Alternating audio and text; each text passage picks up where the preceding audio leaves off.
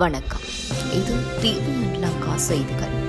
அதிபர் தாக்கியதில் மாணவன் வைத்தியசாலையில் காவல்துறை சம்பந்தம். யாழ் கூட்டத்தில் பரபரப்பு. ஸ்ரீதரனுக்கும் அர்ஜுனாவுக்கும் இடையே கடும் வாக்குவாதம். பெற்ற தாயையே பார்க்காத அர்ஜுனா சபையில் அம்பலப்படுத்திய கஜேந்திரகுமார் எம்பி. தெல்லிப்பளை போலீசில் அர்ஜுனா முன்வைத்த முறைப்பாடு. விசாரணையில் வெளியான தகவல். இலங்கையின் கல்வி திட்டத்தில் ஏற்படவுள்ள மாற்றம். கல்வி அமைச்சு அறிவிப்பு. கிறிஸ்துமஸ் தினத்தில் அரசுக்கு கிடைத்த பெருந்தொகை பணம்.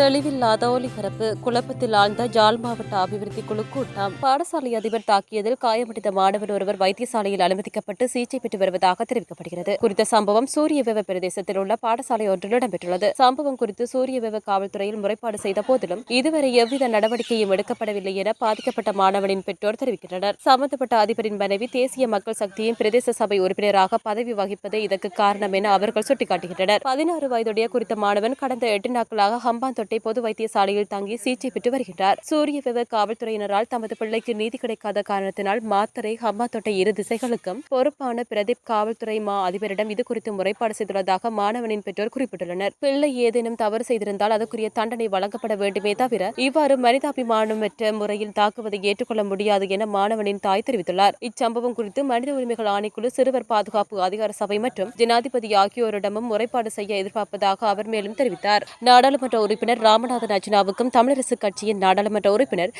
ஸ்ரீதரனுக்கும் இடையே யாழ்ப்பாண மாவட்ட ஒருங்கிணைப்பு குழு கூட்டத்தில் கடும் வாக்குவாதம் ஏற்பட்டுள்ளது. டிட்வா புயலால் பாதிக்கப்பட்ட மக்களுக்கான நிவாரணம் வழங்குவதற்கான சுற்று நிருப்பம் தொடர்பான விவாதத்தின் போது இவ்வாறு வாக்குவாதம் ஏற்பட்டது. நாடாளுமன்ற உறுப்பினர் சிவஞானம் ஸ்ரீதரன் கருத்து தெரிவிக்கும் போது நாடாளுமன்ற உறுப்பினர் இளங்குமரன் குறுக்கிட்டார். இதன்போது குட்டி நாயை போன்று குறைத்துக் கொண்டு இருக்கக்கூடாது என ஸ்ரீதரன் தெரிவித்தார். இதன்போது குறுக்கிட்ட அர்ஜுனா ஒரு நாடாளுமன்ற உறுப்பினரான இளங்குமரனை பார்த்து எவ்வாறு நாய் என கூற முடியும் என கேள்வி எழுப்பினார். படிப்பறிவு இருக்க வேண்டும். கைநாட்டு அரசியலை செய்யும் தமிழரசு கட்சியின் அரசியல்வாதிகளுக்கு இவ்வாறான செயற்பாடுகள் தெரிவதில்லை என விமர்சித்திருந்தார். கடும் துணியில் ஸ்ரீதரன் எம்பி, உனக்கு படிப்பறிவு இருக்கிறதா? நாங்கள் கை நாட்டு என்றால் நீ கால் நாட்டா என கூறினார். இவ்வாக்குவாதமானது சபையில் சலசலப்பு ஏற்பட்டது. தெல்லிப்பளை ஆதார வைத்தியசாலையில் அனுமதிக்கப்பட்டிருந்த தனது தாயாரை அர்ஜுனா எம்பி திரும்பி கூட பார்க்கவில்லை என நாடாளுமன்ற உறுப்பினர் கஜேந்திரகுமார் பொன்னம்பலம் தெரிவித்துள்ளார். யாழ் மாவட்ட அபிவிருத்தி ஒருங்கிணைப்பு குழு கூட்டத்தில் தெல்லிப்பளை ஆதார வைத்தியசாலையின் புற்றுநோய் பிரிவை மத்திய அமைச்சிடம் வழங்குவது தொடர்பான விவாதம் இடம்பெற்றது. இதன்போது கஜேந்திரகுமார் பொன்னம்பலம் கருத்து தெரிவிக்க முயற்சித்த வேளை அவரை கருத்து தெரிவிக்க விடாமல் அர்ஜுனா குழம்பினார். இதனால் அவர்களிடையே கடுமையான வாக்குவாதம் ஏற்பட்டது. இதன்போது இவர் பெற்ற தாயாரையே பார்க்கவில்லை. அதற்கு இந்த அபிவிருத்தி ஒருங்கிணைப்பு குழு கூட்டத்தில் இருக்கின்ற வைத்தியர்களே சாட்சி. நான் கதைக்கும் போது நீ கதைக்காதே. குரங்கை கொண்டு வந்து பக்கத்தில் அமர்த்தி இருக்கிறார்கள். இந்த மடியின் பக்கத்தில் இருப்பதால் எதுவும் கதைக்க முடியாமல் இருக்கிறது என கஜேந்திரகுமார் பொன்னம்பலம் கடும் தோணியில் சாடியுள்ளார்.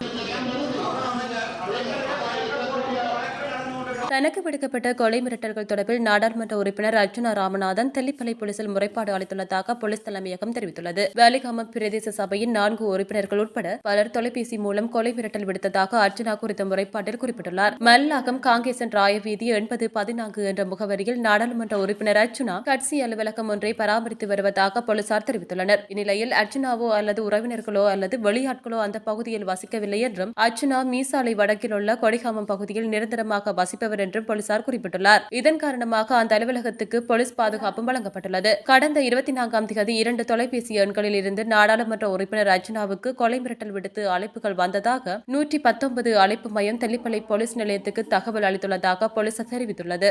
அதன்படி மல்லாகம் காங்கேயன் ராய சாலையில் உள்ள கட்சி அலுவலகத்துக்கு போலீஸ் அதிகாரி சென்று ஆய்வு செய்த போது அங்கு யாரும் இல்லை என தெரிவிக்கப்படுகின்றது. நாடாளுமன்ற உறுப்பினர் அர்ஜுனாவின் தனிப்பட்ட தொலைபேசி எண்ணுக்கு அழைப்பு வந்தபோது அவர் கொழும்பிலிருந்து யாழ்ப்பாணம் வருவதாகவும் வாக்குமூலம் அளிக்க போலீஸ் நிலையத்துக்கு வருவதாகவும் கூறியதாக கூறப்படுகிறது. அதன்படி போலீஸ் நிலையத்துக்கு வந்த அர்ஜுனா வலிகாமம் தெற்கு பிரதேச சபையின் 4 உறுப்பினர்களின் பெயர்கள் மற்றும் விவரங்களை கூறி வாக்குமூலம் அளித்துள்ளார். மேலும் 2 நபர்கள் தொலைபேசியில் தன்னை மிரட்டியதாகவும் கூறியுள்ளார். நாட்டின் அபிவிருத்திக்கு உதவி செய்யக்கூடிய எதிர்கால சந்ததியை உருவாக்குவதற்கு சிறந்த கல்வி திட்டம் ஒன்று அவசியம் என்று கல்வி, உயர்கல்வி, தொழிற்கல்வி அமைச்சின் மேலதிக செயலாளர் வாசனா எதிரிசூரிய தெரிவித்தார். புதிய கல்வி மறுசீரமைப்பு திட்டத்தின் கீழ் பாடத்திட்டங்கள் மறுசீரமைக்கப்படுவது மட்டும் போதாது. இதுபோன்ற நிகழ்வுகள் கடந்த காலங்களிலும் இடம்பெற்றுள்ளன. புதிய கல்வி திட்டம் 5 முக்கிய தூண்களை கொண்டதாக அமைந்துள்ளது. விடயதான தரப்பு, மனிதவள அபிவிருத்தி, மதிப்பீட்டு அணுகுமுறை, நிர்வாக மாற்றம், ஊடகம் மற்றும் மக்களை அறிவுறுத்தும் விடயங்கள் என்ற 5 தூண்களை அடிப்படையாக கொண்டு அமைந்துள்ளது. அடுத்த வருடம் 6ஆம் தரத்தில் புதிய பாடத்திட்டம் அறிமுகப்படுத்தப்படும். அங்கு அடிப்படை பிரிவுக்காக கலை மற்றும் சுகாதார பாடங்களும் அறிமுகப்படுத்தப்படும். இரட்டை பாடப்பிரிவுக்காக 3 பாடங்கள் அறிமுகப்படுத்தப்படும் என்று திருமதி எதிரிசூரிய தெரிவித்தார். தகவல் தொழில்நுட்பம்,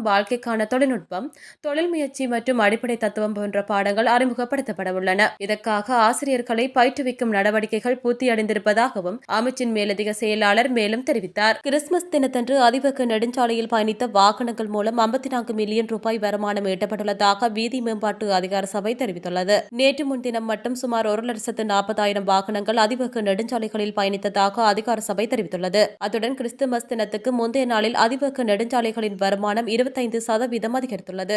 அதற்கமைய கடந்த புதன்கிழமை அதிவேக நெடுஞ்சாலைகளில் 61 மில்லியன் ரூபாய் வருமானம் ஈட்டப்பட்டுள்ளதாக நெடுஞ்சாலைகள் அமைச்சு தெரிவித்துள்ளது.